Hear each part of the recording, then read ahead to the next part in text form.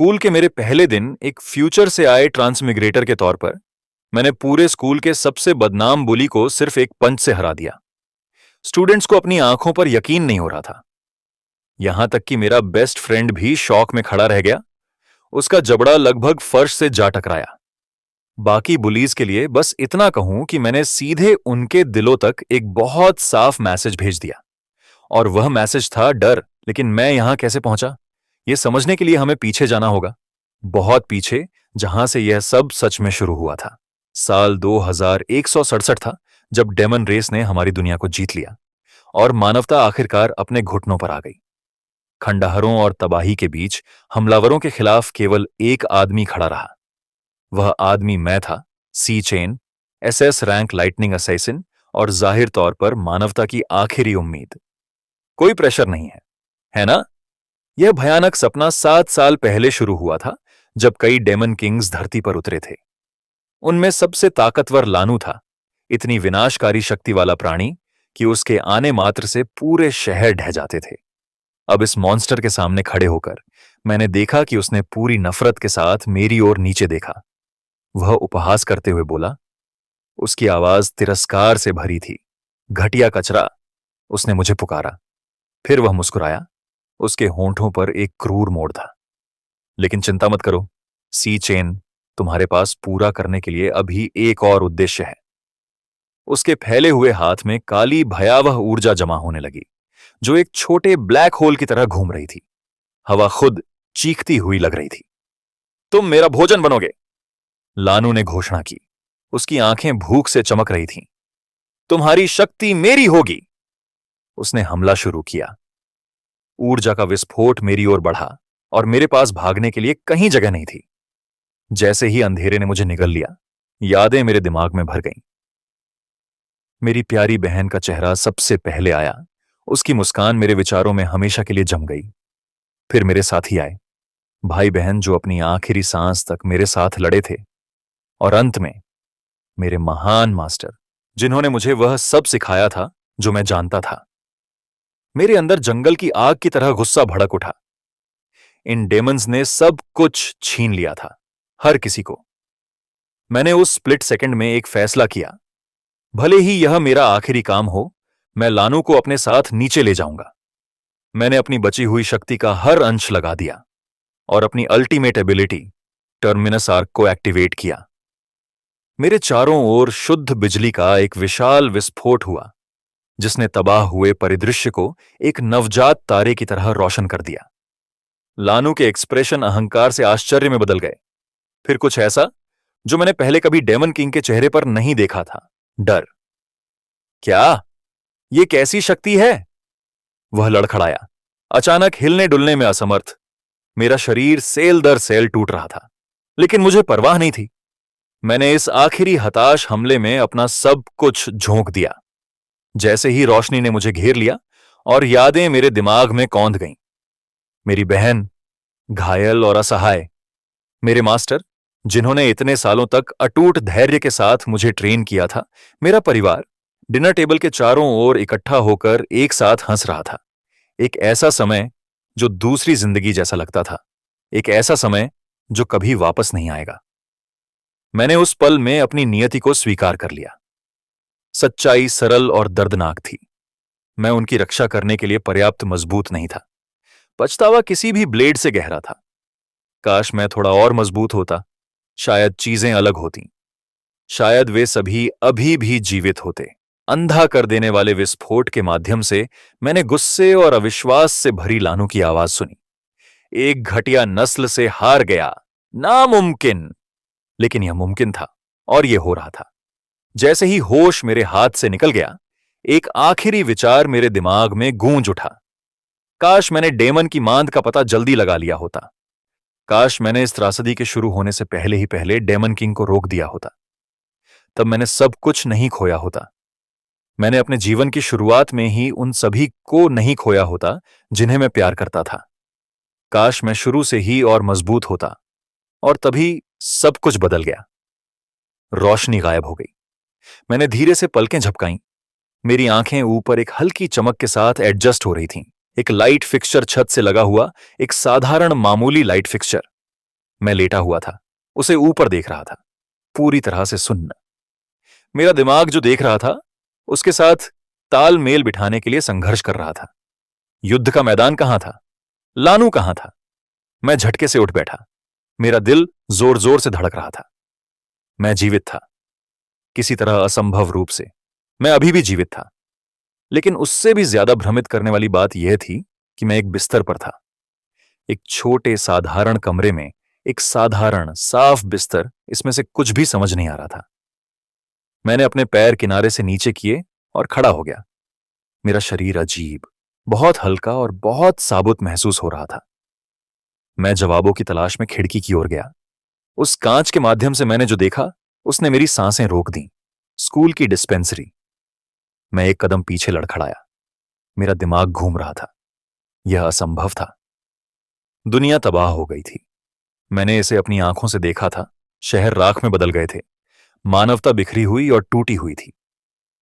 फिर भी यहां मैं था। शानदार स्कूल की इमारतों को देख रहा था। स्टूडेंट संवरे हुए लॉन में चल रहे थे। सब कुछ पूरी तरह से सही सलामत। मैंने खुद को सांस लेने के लिए, सोचने के लिए, जो मेरी आंखें मुझे बता रही थीं, उसे स्वीकार करने के लिए मजबूर किया। मैं समय में पीछे चला गया था, ठीक 10 साल पीछे, अपने कॉलेज के दिनों में। अचानक मेरे सिर में एक अजीब आवाज गूंजी, जैसे फुसफुसाहट के साथ मिली हुई स्टैटिक। फिर मेरी आंखों के सामने पतली हवा से एक मैसेज प्रकट हुआ।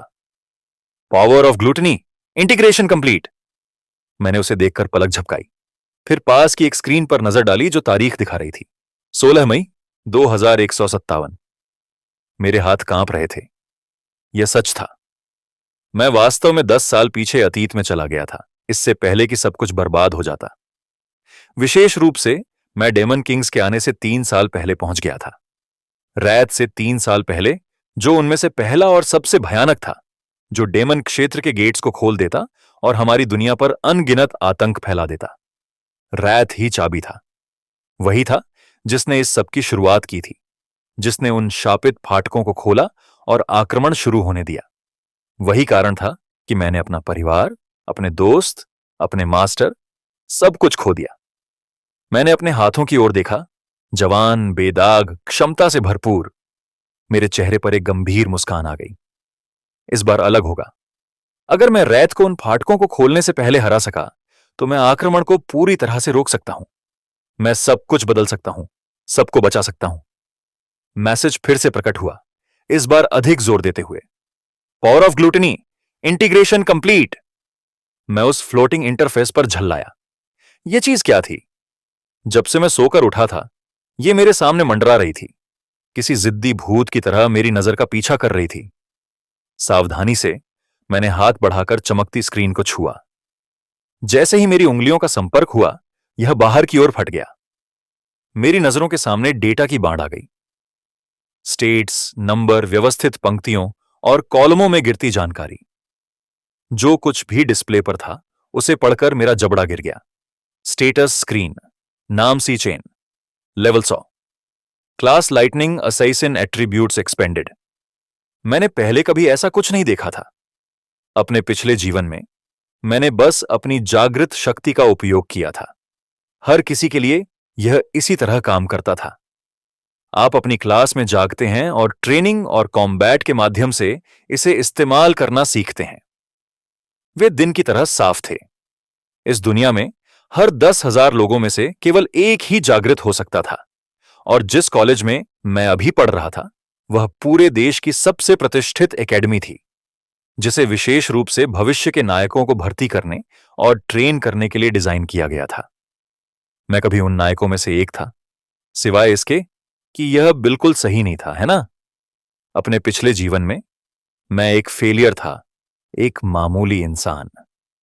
कॉलेज के सालों के दौरान मैं कभी जागा ही नहीं, जिसने मुझे उन बुलीज के लिए आसान शिकार बना दिया जो कमजोरों को सताने का आनंद लेते थे।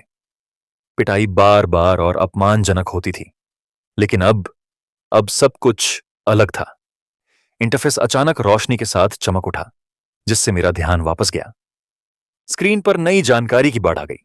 लाइटनिंग असैसिन क्लास पर एक विस्तृत फाइल, इसकी सभी एबिलिटीज, स्किल ट्रीज और प्रोग्रेशन पाथ्स के साथ। मेरा दिल लगभग रुक गया। ये वही क्लास थी जो मेरे पिछले जीवन में मेरे पास थी, वह जिसे मैं सब कुछ खो देने के सालों बाद बहुत देर से जागृत कर पाया था। क्या मुझे भविष्य से अपनी ताकत विरासत में मिली थी? क्या इसका मतलब यह था कि मैं इस बार जल्दी जाग गया था? मैंने अपनी उंगलियों को मोड़ा, उनके बीच छोटी चिंगारियों को नाचते हुए देखा। मेरे होंठों पर एक मुस्कान आ गई। मुझे इसे टेस्ट करने की जरूरत थी कि मैं वास्तव में क्या करने में सक्षम था, लेकिन इससे पहले कि मैं कुछ कर पाता, मैंने कदमों की आहट तेजी से पास आते सुनी। दरवाजा तेजी से खुला। सीचेन, तुम जाग गए। एक लड़का अंदर आया। उसका चेहरा चिंता और राहत से भरा था। मालोंग, एक ई रैंक फ्लावर एन्चांटर, मेरे बिस्तर के पास पहुंचा। उसकी आंखें घबराहट में मुझे स्कैन कर रही थीं। क्या तुम ठीक हो? तुम कैसा महसूस कर रहे हो? मैं ठीक हूं, मैंने उसे भरोसा दिलाया। अभी भी अपनी विजन में तैरते इंटरफेस को देख रहा था। जैसा कि मुझे शक था, मालोंग इसे बिल्कुल नहीं देख सकता था। सिस्टम केवल मुझे दिखाई दे रहा था। लेकिन तुम्हारी चोटें? मालोंग हकलाया, मुझे अविश्वास से देखते हुए। कल की पिटाई के बाद तुम चोटों से भरे हुए थे, अब वहां कुछ भी नहीं है, एक खरोंच तक नहीं। सही, बुलीज। वह एक जीवन भर पहले की बात महसूस हुई, और एक तरह से थी भी। मालोंग कॉलेज में मेरा रूममेट था, और उसे अब देखना जीवित, स्वस्थ, उस अंधेरे भविष्य से पूरी तरह अनजान जो उसका इंतजार कर रहा था। मेरे पिछले जीवन में वह मर गया था। मैंने डेमंस को हमारे कैंपस को चीरते हुए देखा था, और मालोंग पहली कैजुअल्टीज में से एक था। लेकिन यहां वह मेरे सामने खड़ा था, बिल्कुल जीवित। सोकर उठने के बाद पहली बार मुझे वास्तव में विश्वास हुआ, मैंने वाकई समय में पीछे यात्रा की थी। ओह, मालोंग ने अचानक अपनी उंगलियां चटकाईं। उसकी आंखें चौड़ी हो गईं। रैंकिंग टेस्ट, ये कल है, हमें तैयारी करनी होगी, चलो। उसने मेरा हाथ पकड़ा और मेरे विरोध करने से पहले ही मुझे डिस्पेंसरी से बाहर खींच लिया। यह टेस्ट हमारे ग्रेजुएशन असेसमेंट के लिए बहुत महत्वपूर्ण है, हम इसे खराब नहीं कर सकते। बाहर कॉलेज का विशाल आंगन हमारे सामने फैला हुआ था, हलचल से भरा हुआ। छात्र हर जगह थे। कुछ कॉम्बैट टेक्निक्स की प्रैक्टिस कर रहे थे, अन्य छोटे समूहों में अपनी शक्तियों को ट्रेन कर रहे थे। मैंने एक लड़की को पानी को जटिल आकृतियों में बदलते देखा, जबकि उसकी सहेली ने रोशनी की ढाल बना ली थी। पास ही एक ग्रुप बास्केटबॉल खेल रहा था। उनकी हंसी पूरे मैदान में गूंज रही थी।